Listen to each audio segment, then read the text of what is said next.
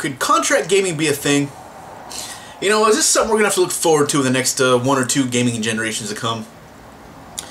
My example of this is the upcoming $99 Xbox console, which you pay the $99, and then you have to sign a contract. I found out that it's like if you sign up for a cell phone, basically. Remember when you go sign up for a cell phone, their contract service? They fill out paperwork, they need your ID, they need a credit card, all that stuff. This is stuff that could happen coming in the next gaming generation. I didn't think much about it until I thought a little more about this, and I thought, holy fuck, this is definitely something that could happen in the near future. Especially with the way the game company's trying to screw us nowadays.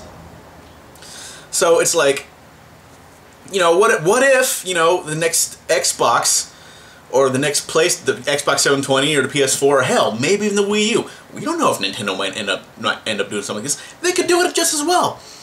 You know? Or PC games. What if PC games start doing that? PC games might not happen too, because they always find a way around that crap. So, who knows? They might get a pass. Let's say I go to buy like a, I go to buy the PS4. PS4 comes out, right? And it's like, for just, let's say $150, you buy it, and people are like, PS4 for $150? Oh my, why, let me go get one. So, you know, you head to the store. Hey, I'd like to buy that PS4. Okay, well, would you be signing up for the 2-year contract for that? What? Yeah, this is something that can happen. And you have to pay a monthly bill on top. On top, mind you, of the game. So let's say, you know, you buy your $150 PlayStation 4.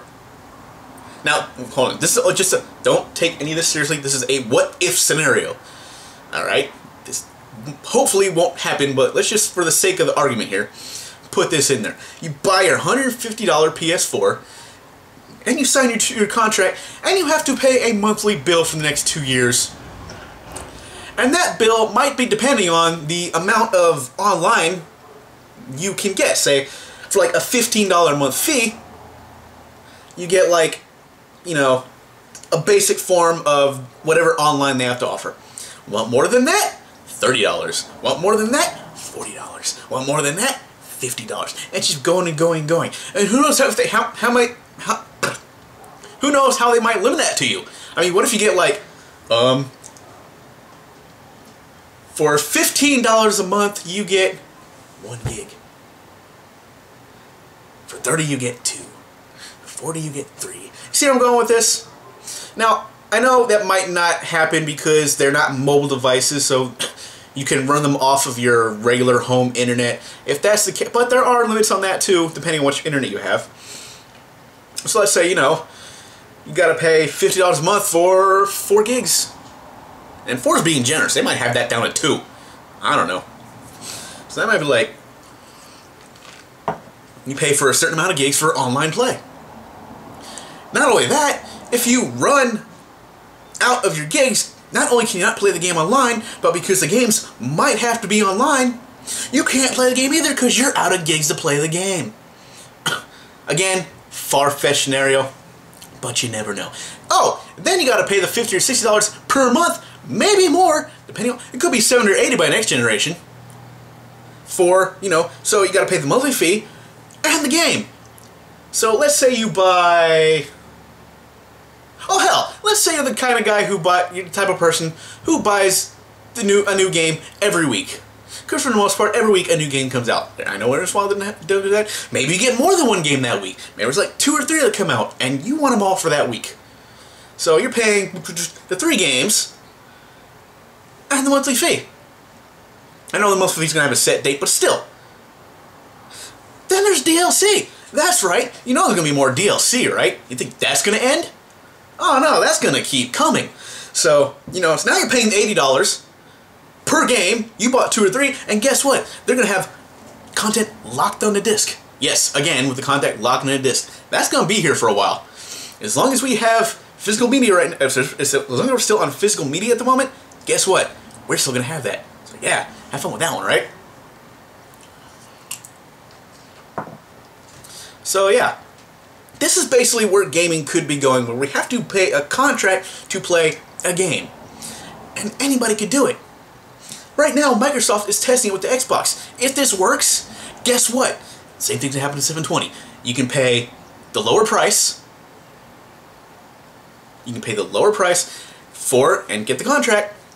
And if that is a successful business model, if people are actually dumb enough, yes, dumb enough to fall for this and go through with it, guess what? 720 is going to start doing it. 720 is going to start doing it. You know how Sony just loves to copy other people's ideas, right?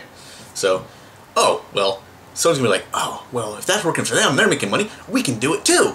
And who knows? Like I said, I'm not excluding Nintendo from this. They could do the same thing. Be like, they're already doing the DLC thing. Alright, that was like the one thing you kind of got away from. I know that in some cases the Wii they had DLC, but for the most part, you didn't really do DLC, and that was kind of good. So when you paid $50 for a Wii game, you got the whole game. This is always something that when the Wii U comes out, that's not going to be the case. Guess what? You're paying for more DLC. Yay! Am I right? So yeah, this, ladies and gentlemen, is what we might have to look forward to in the next generation. Contract gaming. Now, one could argue that, well, maybe you don't have to get a contract. Maybe you can just pay the full price for the next system. True. So, here we go. So, let's say without a contract, I buy a PS4 for $600. Maybe $700. I don't know, depending on how powerful it's going to be. Because we all know that power is everything in the in games now, right? Gameplay? What's gameplay? As long as it looks good. You know, it's like, oh, well, it has to look really good. Who cares if the gameplay is good or bad? Just as long as it looks pretty. That's starting a rant I did already, so. Anyway, so yeah, this is the way gaming could go. And then you got the cloud service thing that might be happening. Think about that. So now, you're paying a monthly fee, depending on how much of the online service you want to have access to, and you're paying the cloud service games, again, 2 or 3, might be a little less because you're getting online instead of a physical copy, I don't know, because you don't really have to pay tax on those, I don't think. I know a couple times I bought stuff online, there's no tax. So, yeah, the one plus of this, I guess. So, there you go. That could be like, God, how much money could that be a year? Like, I'm not smart enough to calculate that. So if anybody wants to go and do that for me, please do. Because, I'll admit right now, I suck at math. So anyway, that's something we are all going to have to probably look forward to. If you want to call it looking forward to. But I guess none of that is going to matter as long as the graphics are good, right? Have a nice day.